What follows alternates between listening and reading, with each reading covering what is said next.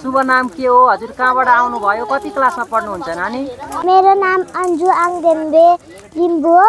म इलामबाट आएको। मेरो कक्षाको नाम 1 कक्षा हो। अनि तपाईँ किन यहाँ आउनु भएको छ? म श्रमदान गर्न आएको। अनि तपाईँलाई यहाँ श्रमदान गर्न जानुपर्छ भनेर कसले भनेर आउनु भएको? पहिला बाबाले भन्नुहुन्थ्यो, अहिले म आफै सिकेको। अनि तपाईँले झन्डा लाउनु भएको छ। यो झन्डा लाएर श्रमदानमा आउँदा तपाईँलाई कस्तो लागेको छ त? धेरै राम्रो लागेको हो, राम्रो लागेको छ।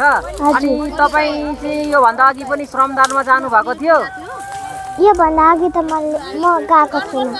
अनि यहाँ श्रमदानमा चाहिँ के गर्नु हुँदो रहेछ त? सफा गर्नु हुँदो रहेछ। अनि फोहोर एउटा पनि बाँकी राख्नु हुँदैन। नेपाललाई अगाडि बढाउनु पर्छ।